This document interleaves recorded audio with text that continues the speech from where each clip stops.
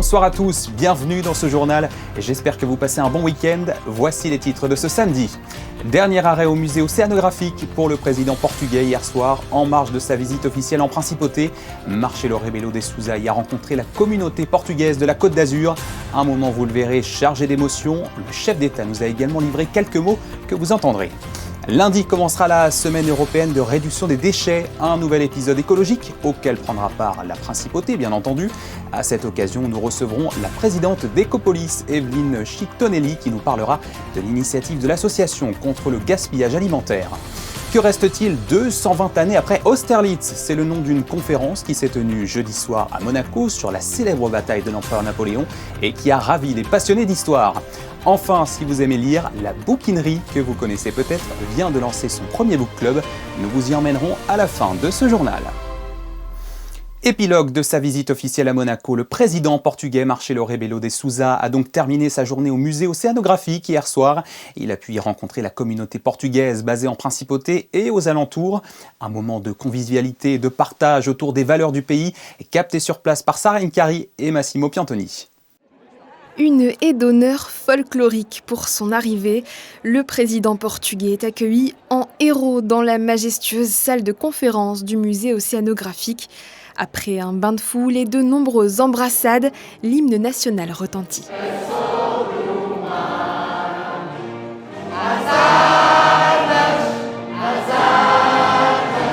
Le chef d'État qui quittera prochainement le pouvoir a ensuite offert à ses compatriotes un discours touchant et fédérateur.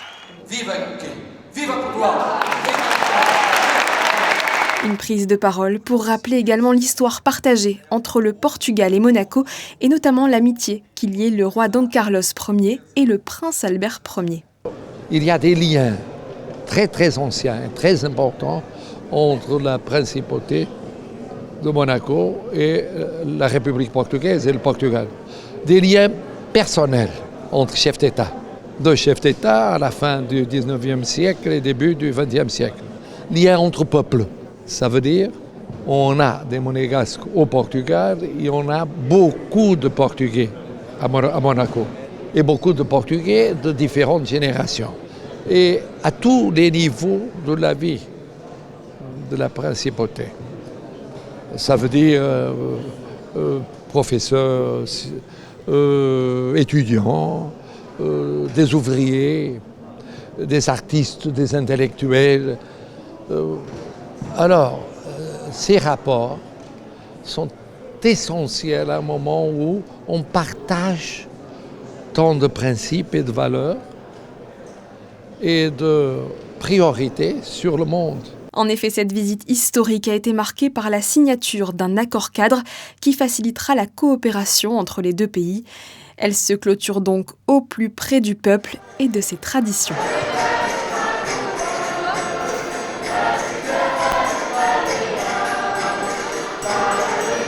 Pour beaucoup, il s'agissait de leur première rencontre avec le président. C'est la première fois que je vois un président portugais d'aussi près et je suis heureux. Je suis heureux parce que je pense que je ne reverrai peut-être pas celui-là, mais un autre, je ne pense pas le revoir. Je suis née au Portugal et franchement ça m'a touché son discours parce qu'on voit à quel point le Portugal est présent en Europe à travers tous ces immigrés. Donc c'est vraiment touchant, on s'est senti reconnu aussi dans son discours forcément et voilà, ça fait plaisir.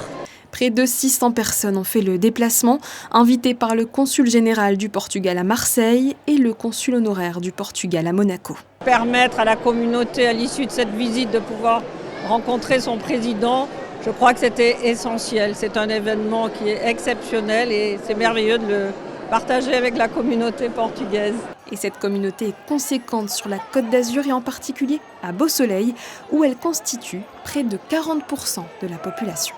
L'AMPN, l'Association monégasque pour la protection de la nature, a 50 ans et elle a choisi de célébrer cet anniversaire avec une exposition découverte hier soir par le prince Albert II. Elle retrace l'histoire de l'association et son demi-siècle d'engagement au service du patrimoine marin de la principauté. Alors si vous souhaitez aller y jeter un œil, ça se passe à la Galerie des Pêcheurs jusqu'au 4 janvier prochain. Et puisqu'on parle environnement, ce lundi commencera la semaine européenne de réduction des déchets. Vous savez que Monaco est très friand de ce genre d'initiatives écologiques portées entre autres par des associations. C'est le cas d'Ecopolis qui se charge de toutes les bonnes actions visant à encourager le développement durable du pays et les bons gestes. La semaine prochaine, elle fêtera 1 an de partenariat entre des acteurs privés et associatifs pour lutter contre le gaspillage alimentaire. Et pour en parler, nous sommes avec sa présidente Evelyne Chic-Tonelli. Bonsoir. Bonsoir. Merci d'être avec nous sur Monaco Info. Je le disais, la semaine européenne de réduction des déchets marquera l'anniversaire d'une de vos initiatives qui vise à réduire le gaspillage alimentaire, lancée il y a 1 an. Rappelez-nous en quoi elle consiste. Alors c'est une initiative qui nous est très chère parce que l'année dernière, lors de la CERD, la Semaine européenne de réduction des déchets, le thème était le gaspillage alimentaire. Et on s'est dit que tous les acteurs de Monaco étaient réunis et que chacun faisait un petit quelque chose dans son coin, mais peut-être qu'on pouvait essayer de lutter contre le gaspillage qu'il y avait de produits invendus ou non consommés à Monaco et le mettre au profit d'associations qui font des maraudes sur Nice. Et ça s'est mis en place il y a 1 an maintenant. Est-ce que l'opération a connu des mutations depuis 1 an justement? Est-ce que ça a évolué? Alors non, ça n'a pas évolué parce qu'au départ, c'était pas évident d'y arriver. C'est-à-dire qu'il y a 2 entités qui se sont engagées. D'abord Carrefour, Monaco, et ensuite le Méridien. Et ces personnes nous ont dit, ok, on met quelque chose en place, mais il faut qu'il y ait une régularité au niveau des associations. Il faut que chacune, leur tour, elles sont 5, elles passent chacune un jour différent. Il faut qu'elles viennent régulièrement, sinon ça ne fonctionnera pas. Donc on a été un peu en phase, je dirais en phase test pendant 1 an. Et ça marche très bien. Et au bout d'1 an, on est tellement content que ce qu'on aimerait, c'est qu'il y ait d'autres personnes qui se joignent à la distribution, des invendus et des non consommés. Et alors vous dites que ça marchait très bien. Est-ce que vous avez justement des chiffres qui démontrent l'effet de cette action depuis 1 an? Alors les chiffres, nous savons qu'il y a à peu près 300 personnes qui bénéficient aussi bien à Nice qu'à Menton, de la redistribution. Donc on leur donne des denrées alimentaires chaque soir. Et au point de vue volume, c'est difficile à quantifier parce que ça dépend un petit peu, notamment au niveau de l'hôtel Méridien, ça dépend de ce qu'il a à redistribuer.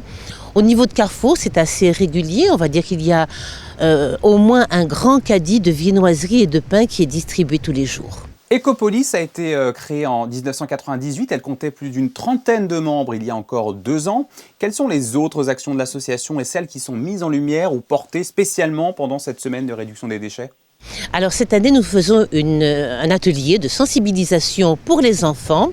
La SMA organise une chasse au trésor, ça sera mercredi, et l'aboutissement de la chasse au trésor, c'est à la place d'Armes. Et nous sommes là pour faire un atelier et pour parler des D3E. Alors les D3E, c'est les déchets électroniques et électroménagers.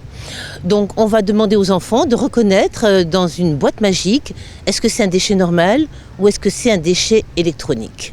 Voilà.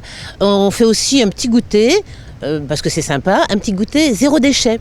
Alors par exemple, des cookies avec du pain perdu, avec du pain rassis, un gâteau à la peau de banane qui a toujours beaucoup de succès, une infusion à la peau de pomme simplement. Donc on utilise les déchets pour en faire des goûters. Voilà, c'est notre thématique cette année pour la CERD. Est-ce que vous diriez que Monaco a bien évolué sur les questions d'écologie et de développement durable jusqu'à aujourd'hui ? Bonne question. On a évolué, ça c'est évident. Nous, notre travail à Ecopolis, c'est un petit peu de faire avancer les choses un peu plus vite que ce qu'elles n'avancent. Alors, on est ravis, il y a des bus qui sont électriques aujourd'hui, il y a énormément de vélos en libre-service, il y a plein de choses qui se font. La mobilité électrique est favorisée, les déchets on trie. Bon, il y a plein de bonnes choses. On va dire ce qui pourrait être perfectible. Nous, on trouve qu'au point de vue mobilité douce, on pourrait faire mieux pour se promener à Monaco de façon plus agréable, et notamment sous le tunnel Louis II, avec une passerelle que nous proposons depuis maintenant, depuis 2016, ça fait 9 ans, que nous proposons au gouvernement de faire une passerelle piétonne au-dessus de la mer. Ça serait un très joli endroit. Nous avons fait un projet qui est beau, qui est certifié, et le gouvernement nous a promis que ça verrait le jour. Que ce soit notre passerelle ou pas, peu importe, ça peut être celle d'un architecte de renom. Nous, ce qu'on aimerait, c'est qu'il y ait un endroit qui évite de prendre ce tunnel Louis II qui est quand même extrêmement pollué, extrêmement désagréable. Autre chose, nous sommes très sensibles aussi à la pollution générée par les bateaux de croisière. Quand on voit des bateaux qui arrivent, qui sont soit en rade, soit au port et qui émettent de la fumée noire, On a beau se dire que le carburant est moins polluant, il y a moins de soufre dedans aujourd'hui, d'accord, mais c'est quand même encore beaucoup de pollution. Et nous, les habitants de Monaco, nous contactent en disant « Attendez, mais est-ce que c'est pas dangereux pour notre santé? Est-ce que c'est important pour nous d'avoir ces bateaux qui nous polluent ?» On demande au gouvernement de pouvoir électrifier la digue pour que certains bateaux puissent donc se brancher et de réduire aussi l'accueil des navires à uniquement les bateaux de 200 passagers. C'est pas beaucoup, mais Venise l'a fait, alors pourquoi pas Monaco?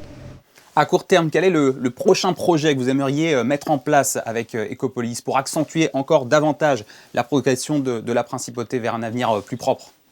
Un autre point qui m'est cher à moi personnellement, c'est le compostage. Alors c'est pas très glamour, hein. Franchement, recycler ces aliments pour en faire un compost, c'est du déchet, l'alimentation, mais on pourrait très bien faire des composts dans les jardins.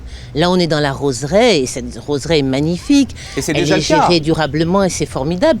Est-ce qu'on pourrait pas trouver un petit endroit où les habitants du quartier pourraient amener leur compost, enfin leurs aliments qui deviendraient des composts? Est-ce que dans tous les jardins de Monaco, il ne pourrait pas y avoir justement ce point de collecte? Je sais que ça existe, il y a un endroit qui fonctionne, mais il faudrait qu'il y en ait plus. Il faudrait sensibiliser les gens parce qu'un déchet, ça peut devenir une ressource. Merci beaucoup, Evelyne Chic-Tonelli, présidente de l'association Ecopolis, d'avoir répondu à nos questions sur Monaco Info. Merci Théo. Carte mémoire, disque dur ou clé USB, nous utilisons tous ces petits objets numériques. Ils nous sont essentiels, mais ils contiennent nos données personnelles privées. Alors que faire quand on souhaite s'en débarrasser? Eh bien la boutique Smeg SMA propose un service de data destruction. Les particuliers peuvent se rendre sur place afin de, comme son nom l'indique, détruire leurs vieux supports en toute sécurité. Tous les détails au micro d'Alban Gingembre.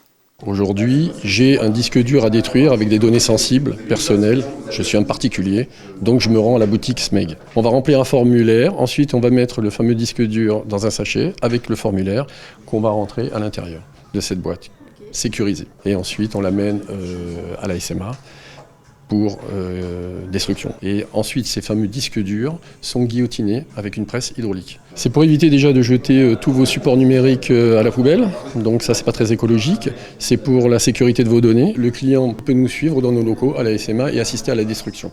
Voilà, et notez qu'une fois la procédure terminée, un rapport vous est envoyé certifiant la bonne destruction des données. Donc n'hésitez pas à vous rendre à la boutique Smeg SMA si vous avez besoin de ce service. Après la MPN, un autre anniversaire, celui de My Marketing Manager qui vient de fêter ses 15 ans. Un cap important pour cette entreprise monégasque fondée par les sœurs Sandy et Laurie Jacobi qui n'ont pas manqué d'audace depuis 2010. Vous allez comprendre pourquoi dans ce reportage signé Patricia Navarro et Thomas Deus. C'était en 2010 à Monaco que Sandy et Laurie Jacobi lançaient leur rêve My Marketing Manager, une société d'externalisation marketing destinée à l'époque aux petites et moyennes entreprises. Très vite, leur projet a séduit et elles ont décroché un prix lors du concours de création d'entreprise de la Jeune Chambre économique de Monaco, un véritable tremplin pour elles qui ont ainsi pu asseoir leur crédibilité et poser les fondations d'une entreprise locale mais ambitieuse. Tout a commencé sur mon scooter en rentrant du travail. En fait, j'étais salariée en marketing et Laurie aussi, et on se rendait compte qu'on était très sollicités autour de nous par des dirigeants qui avaient besoin de notre expertise mais qui ne pouvaient pas forcément recruter des profils comme nous. L'externalisation marketing, ça existait déjà aux États-Unis, ça n'existait pas encore en France. Et l'idée est venue comme ça, en rentrant du travail. Et je suis allée directement chez Laurie, je l'ai pitché sur son paillasson et elle a dit oui. Tout est arrivé très vite. C'était début 2010, on gagnait le concours et le premier client a suivi très rapidement. On a créé la structure et après ça ne s'est jamais arrêté. Bien évidemment que nous sommes très fiers. Ça a été beaucoup de travail quand même. Et on est alors étonnés. On apprécie, c'est clair qu'aujourd'hui on apprécie la chance qu'on a. On a beaucoup travaillé pour construire tout ça, mais en fait on n'a pas l'impression que ça fait 15 ans pour être tout à fait honnête. C'est vrai qu'à Monaco, plus qu'ailleurs, il faut offrir une bonne expérience pour que justement on nous recommande, mais on a aussi beaucoup travaillé avec la France et c'est vrai que historiquement, et d'ailleurs au début les gens étaient un petit peu surpris, on a surtout beaucoup travaillé avec la France et tout en développant aussi notre clientèle sur Monaco. On a fait marcher le bouche à oreille. Mais on a aussi et surtout utilisé les techniques marketing qui ont vraiment fonctionné dès le départ. Et en réalité, on a été une vitrine qui a attiré des clients qui nous demandaient de faire la même chose pour eux. Donc je pense que c'est surtout ça qui nous a permis aujourd'hui de connaître ce succès, en tout cas ce qui nous semble à nous être un succès, c'est de pouvoir mettre en place des techniques marketing qui fonctionnent et pour lesquelles les gens viennent nous chercher. Dans les premières années, My Marketing Manager se concentre sur l'accompagnement des PME, dispositifs marketing, planification, campagne digitale et stratégie de communication. Mais les sœurs Jacobi ne s'arrêtent pas là. Elles diversifient leur activité et proposent des formations en marketing, des ateliers pratiques pour donner aux dirigeants les clés pour construire leur propre plan marketing. Nous, on s'est spécialisé sur justement le B2B, c'est-à-dire les entreprises qui vendent à d'autres entreprises. Et on ne fait que ça parce que c'est là où on a la plus grosse expertise et le plus de reconnaissance aujourd'hui. Et pourquoi cette promesse, cette thématique? Parce qu'en fait, déjà, ça fait 15 ans. Et nos clients nous ont vraiment fait remonter le fait qu'on s'inscrivait dans la durée. C'est-à-dire qu'on a des clients qui sont fidèles. On a travaillé avec certaines entreprises pendant plus de 10 ans pour les aider justement à vendre, mais dans la durée. Aujourd'hui, 15 ans plus tard, My Marketing Manager n'est pas une simple agence, c'est un acteur de référence sur la place monégasque. Elle a accompagné des dizaines d'entreprises, contribué à la montée en compétences de nombreux dirigeants et salariés et s'est imposée comme un pilier du marketing local.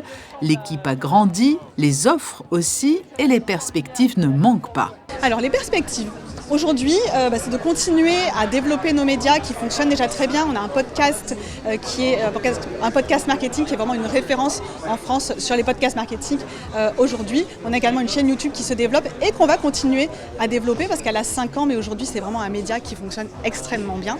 Et pour l'agence, écoutez, c'est de continuer comme ça, de poursuivre. Là aujourd'hui, on a redéfini encore notre positionnement, on arrive à accéder à des plus grosses entreprises, ce qui ne veut pas dire qu'on ne veut plus servir les PME, mais c'est de continuer à travailler et à devenir vraiment des références pour tout ce qui est stratégie marketing, notamment sur le positionnement et sur l'offre. Et l'avenir ne fait que commencer pour Sandy et Laurie qui restent animés par une même passion, celle d'aider les entreprises à raconter leur histoire, à grandir et à se différencier.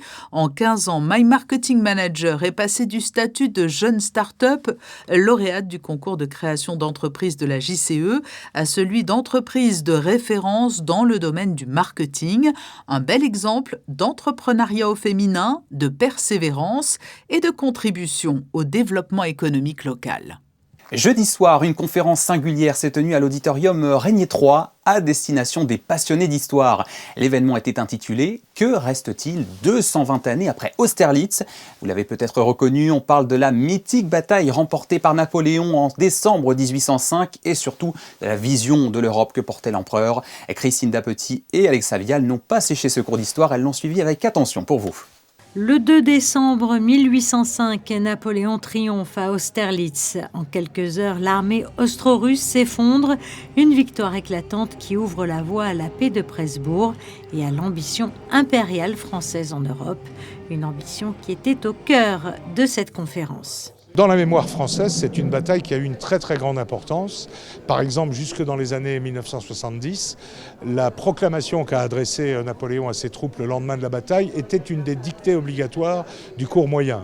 Alors bon, depuis, on ne le fait plus, mais c'est donc une bataille qui a beaucoup marqué plusieurs générations parce qu'on considère que c'est la bataille idéale de Napoléon. C'est une bataille qui est courte, dans laquelle il détruit véritablement l'armée adverse et où il y a très peu de morts. Donc c'est la bataille idéale, c'est vraiment la bataille de manœuvre qui montre son génie militaire.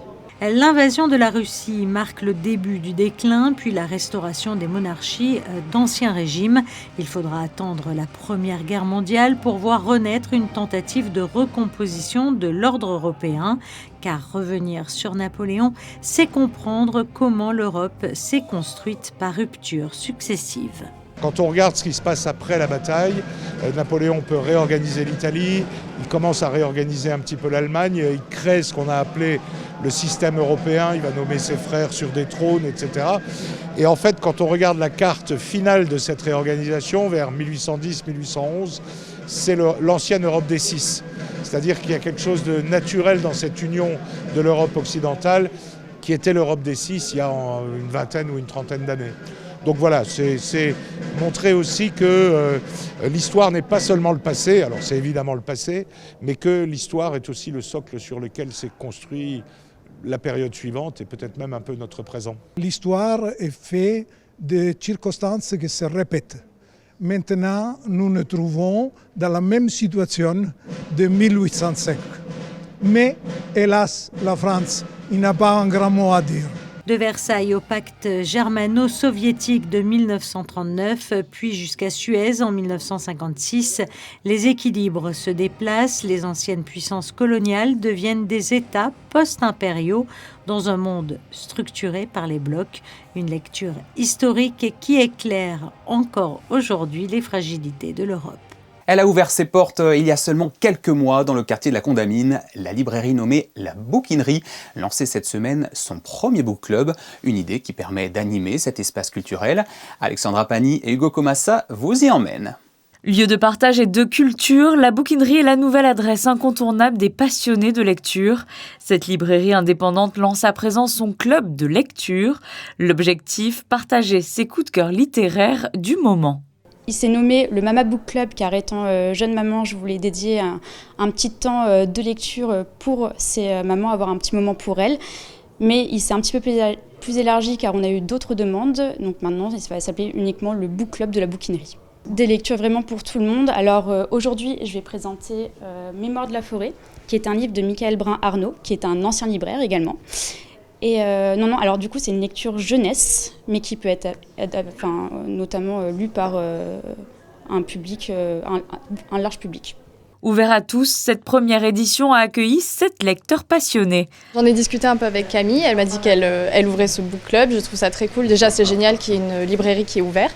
J'en parle à tout le monde parce qu'il faut absolument que ce soit la bouquinerie qui prime, parce qu'il faut faire vivre cet endroit qui, du coup, avec ce book club, devient vraiment un endroit communautaire où on peut discuter avec des passionnés comme nous. Je suis super heureuse de pouvoir partager ma lecture préférée de cette année avec d'autres personnes et découvrir ce qu'eux ont aimé cette année. Ce book club sera renouvelé dès le mois de décembre. La Bouquinerie propose également d'autres rendez-vous, comme des ateliers d'écriture. Vous pouvez suivre toute leur actualité sur leurs réseaux sociaux, La Bouquinerie Monaco. Et c'est ainsi que se referme ce journal. Merci à vous de l'avoir suivi. Dans un court instant, vous avez rendez-vous avec Sarah Nkari pour les prévisions météo de demain, encore très fraîches. Je vous laisse sur les dernières images de la No Finish Line capturées par Manuel Vitali. L'occasion de vous dire qu'il ne vous reste que ce dimanche, donc moins de 24 heures, pour aller faire des tours de piste en faveur des enfants malades et défavorisés. Alors n'hésitez pas. Excellente soirée sur Monaco Info et à demain, 18h30.